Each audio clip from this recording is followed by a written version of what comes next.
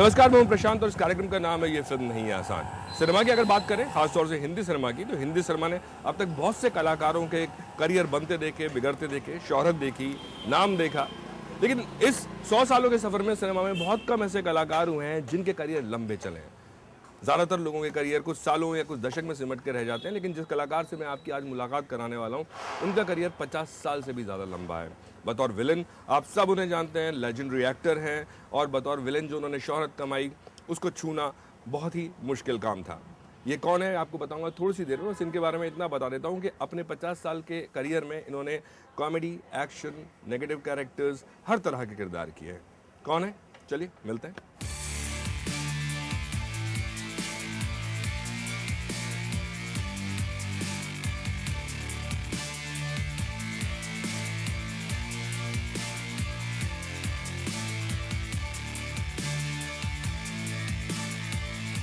आइए आइए आइए आइए आइए। Nice meeting you, nice meeting you. कैसे हैं आप? थैंक यू, मैं अच्छा हूँ।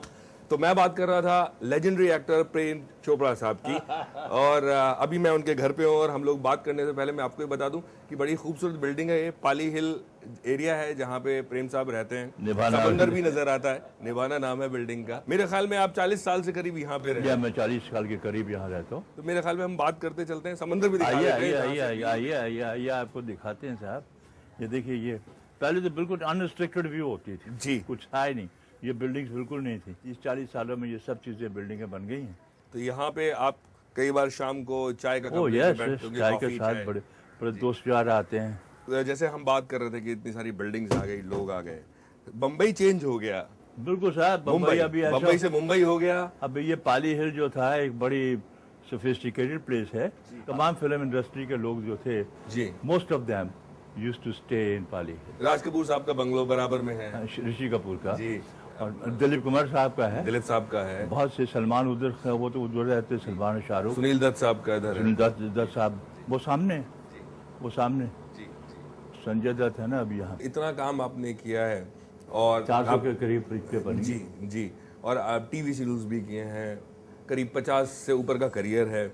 लेकिन मुझे एक बात बताइए कि आपने अपनी बायोग्राफी भी निकाली, जी, जो आपकी बेटी ने ही जी। आपने कहा जब बचपन में आपको ड्रामेटिक्स की तरफ इंटरेस्ट था जी, एक वो दौर था जब एक क्रांति की लहर थी हिंदुस्तान में। जी जी, उस वक्त ड्रामेटिक्स के बारे में सोचना, उस हलचल में और उस तरफ जाना कितना मुश्किल था, या वो कैसे दिमाग में आया? नहीं, मेरी तालीम जो हुई वो हमारे पार्टीशन के बाद हम शिमला में आ गए थे। My father was in the government job, तो वहाँ पर बड़े एमेच्योर थिएटर्स हुआ करते थे। अब जब कॉलेज में पहुंचे तो उस वक्त तो मैं बिल्कुल बड़ा स्टूडियो स्टूडेंट था, लेकिन जब पिक्चर में देखता था बड़ा मैं मुतासर होता था उससे।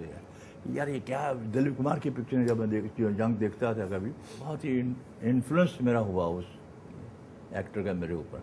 मेरे वाले चाहते थे मैं डॉक्टर बनूं, सिविल सर्विसेज में जाओ ताकि एक सेटल्ड कैरियर हो तुम्हारा। अच्छा, हमारे कॉलेज के ज़माने में भी बड़े अच्छे वो ड्रामाज होते थे, हमने उसमें भी हिस्सा लेना शुरू किया।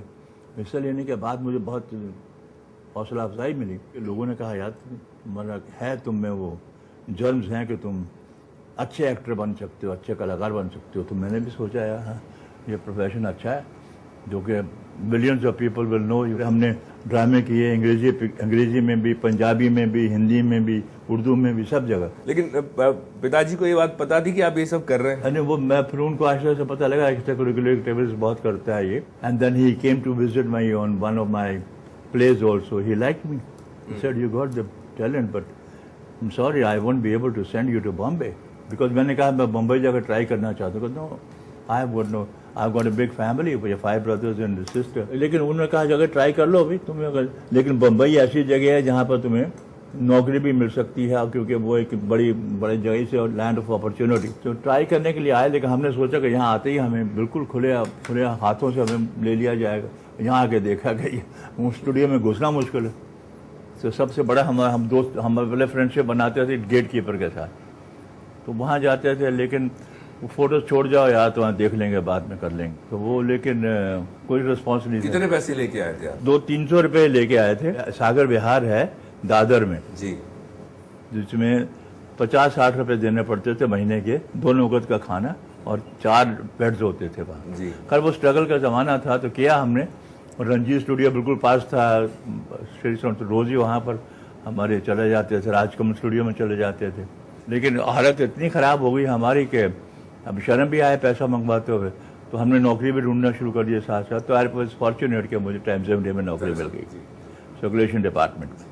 तो उसमें, लेकिन उस सर्कुलेशन डिपार्टमेंट 20-25 दिन मुझे बाहर रहना पड़ता था महीने में। वो आपने एक स्मार्ट तरीका निकाला, स्मार्ट तरीका निकाला, तो 5-10 दिन पहले ही आ जाते थे जी। तो स्ट्रगल चलता रहा। कौन सा साल था जिस वक्त आप बॉम्बे आए थे? 1957 और 58 में। आपका, मैं जब ये पढ़ रहा था IMDb या जो फिल्मों का जो करियर है, उसमें पहला नाम तांगे वाली एक फिल्म लिखा हुआ है। मेरा स्क्रीन टेस्ट, जैसे मैं कहा स्ट्रगल के दिनों में कहते हैं छोटा सा रोल है तुम करो, उसमें तो स्क्रीन टेस्ट हो जाएगा, फिर देखते हैं क्या करते। कुलदीप सहगल की पिक्चर थी, वो देख भागने डायरेक्ट थी। बट ये हिंदी फिल्म थी तांगे वाली? तांगे वाली हिंदी फिल्म। क्योंकि उसके बाद आपका जो रुख था वो पंजाबी फिल्मों की तरफ, चौधरी करनैल सिंह में आप बतौर हीरो आए थे जी। मैं जबीन के अगेंस्ट आया था और बहुत ही पिक्चर कामयाब हुई थी, नेशनल अवार्ड भी हमें मिला उसमें। जी। उसके बाद बहुत सी पंजाबी पिक्चरें आई। बट उसके मिलने की कहानी मेरे ख्याल में बहुत इंटरेस्टिंग है। ट्रेन में आपको वो क्या किस्सा था?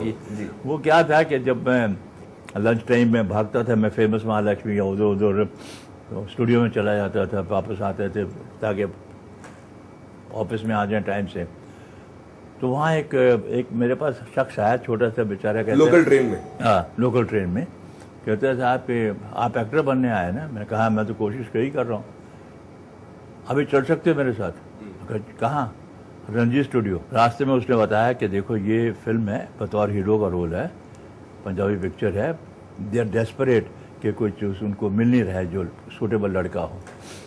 तो मुझे लगता है शायद वो तुम्हें रोल मिल सकता है। और गए साहब रंजीत स्टूडियो में, तो डायरेक्टर दिखाया this is the boy I, this is the look I want. तो मैं वहाँ सेलेक्ट हो गया एकदम। अभी दो दिन के बाद शूटिंग। अब 2 दिन का मसला यह था कि छुट्टी कैसे ली जाए। फिर मैंने उनको कहा मुझे जाना है ज़रा चंडीगढ़ वगैरह कहीं, तो वहाँ पर मुलाकात करनी। नौकरी छोड़ना नहीं चाहता था मैं, क्योंकि मैंने कहा ये पता नहीं इसका होगा क्या होगा, पिक्चर का हशर क्या होगा, यहाँ से भी जाएँ वहाँ से भी जाएँ। तो खैर वो पिक्चर बहुत बड़ी हुई। उसके बाद पंजाबी पिक्चर 1-2 और आपने की। सपनी का तो किस्सा यह था साहब कि मुझे सांप से बेहद डर लगता है। फेमस महालक्ष्मी में शूटिंग थी, तो वहाँ पर साहब जब मैं एंटर हुआ तो ये पटारी पड़ी हुई थी सांप की। तो उसने मुझे कहा, ये इसने डायरेक्टर ने, कि चोपड़ा साहब ये है पटारी, इसमें है सांप, और आपको ये पटारी खोल के सांप को निकालना है और उसका कहना है पुत्र चला बदला ले अपना, ये करके फूंक मार के उस तरफ फेंक देना। सुनते मेरे तो पसीने और गर्म ठंडा हो गया सारा जिसम। मैंने कहा यार अब एक्टर बनने तो शायद ये करना पड़ेगा। अभी मैं पटारी की तरफ जाऊं तो पटारी के पास आके मेरे हाथ काम। तो मैं कहा यार ये 3-4 दफ़ा ऐसे हो। अब डायरेक्टर बड़ा परेशान। अच्छा उन दिनों में फिल्म ये डिजिटल नहीं होता था, फिल्म होती बहुत। अब पंजाबी पिक्चरों का बजट भी छोटा होता है। कहा यार क्या हो रहा है? मैंने कहा जरा मैं कोशिश करता हूँ। कोशिश करके मैंने हाथ रख दिया। अब हाथ रख दिया लेकिन खोलेगा कौन? अभी मैंने हाथ उठाया, पगड़ी फेंकी, मैंने कहा मुझे नहीं करनी ये पिक्चर, मैं भाग गया। पीछे डायरेक्टर, पीछे प्रोड्यूसर का क्या हुआ? मैंने कहा मुझे लगता है सांप से बहुत डर। कहते हैं हाँ पहले बताना चाहिए था, ये तो सांप पिक्चर ही सांप होगी। तो कहते ठीक है तुम आओ या तो नकली सांप तो पकड़ लोगे ना, नकली सांप। खैर उन्होंने इंतजाम करके वो पिक्चर बना, बहुत बड़ी हिट हुई। बट ये बख्शी साहब कौन थे जिन्होंने आपको ये राय दी? तोलानी साहब के कोई असिस्टेंट थे शायद फिल्मिस्तान में, उन्होंने आपको राय दी कि आप राइटर थे फिल्मिस्तान के। जब मैं उनको दिखाने गया ये चौधरी करनैल सिंह के लेके, भाई स्ट्रगल करते हुए डब्बे लेके जाते थे, शायद कोई रोल मिल जाए वहाँ, हीरो को रोल मिल जाए। तो देखा उसने कहा देखो तुम्हें गाड़ी चाहिए? मैंने कहा चाहिए। मकान चाहिए? कहा चाहिए। कहते फिर शोहरत भी चाहिए? कहा चाहिए। तो तुम ये हीरो का ख्याल छोड़ दो, विलन बन जाओ। और ये वो कौन सी से पहले की बात है? बिल्कुल से पहले की बात। खैर वो हमने किया और वो पिक्चर इतनी कामयाब हुई कि मुझे रोल बाकी भी मिलने शुरू हो गए। नेगेटिव कैरेक्टर्स, एक छाप लग गई। फिर उस दिनों में जब छाप लग जाती थी तो वो विलन मीन्स विलन। वहाँ हमारे नहीं प्रेम चोपड़ा तो ये कुछ गड़बड़ करेगा, प्राण साहब हैं तो वो करेंगे, शरीफ हो ही नहीं सकते। हाँ हो नहीं सकते। बट 2 चीजें मैं आपसे यहाँ पे पूछूंगा कि एक तो आप बतौर विलन जब आप आए तो सबसे बड़ी मुश्किल एक ये भी होती है कि जब आप अपने शहर में जाते हैं और जो परिवार वाले हैं या जो दोस्त हैं कहते यार तुम बनने तो हीरो गए थे और तुम बन गए विलेन। लेकिन ये लेकिन वो कामयाबी इतनी हुई कि जहाँ भी जाता था एक हजूम इकट्ठा हो जाता था। तो क्या चंडीगढ़ का है जो मैंने पहले बताया किसी प्रोग्राम में कि साहब वहाँ पर पंचकुला गार्डन है, तो वहाँ गया तो आगे से कोई 4-5 आदमी आ रहे थे। वो देखते अरे अरे प्रेम चोपड़ा अपनी बीवियों को बचाओ, अपनी बीवियों को बचाओ। फादर ने मेरी तरफ देखा कि क्या तेरी रेपुटेशन है यार। मैंने कहा उनको बुलाइए, तो उनको बुलाया गया, उनसे गुफ्तगू की गई और उन्होंने कहा साहब आप तो बिल्कुल हमारी तरह ही हम तो ऐसे सोचते थे कि ऑफ द स्क्रीन भी आप ऐसे ही होंगे। मैंने कहा वो हमारा काम है यार, ये तो बहुत बड़ा कॉम्प्लीमेंट आपने दिया ये। तो ये किस्से होते रहते हैं। अब वक्त ब्रेक का हो चुका है, ब्रेक के बाद वापस आएंगे और प्रेम चोपड़ा साहब से बातें जारी रहेंगी। बस लौटते थोड़ी सी देर में।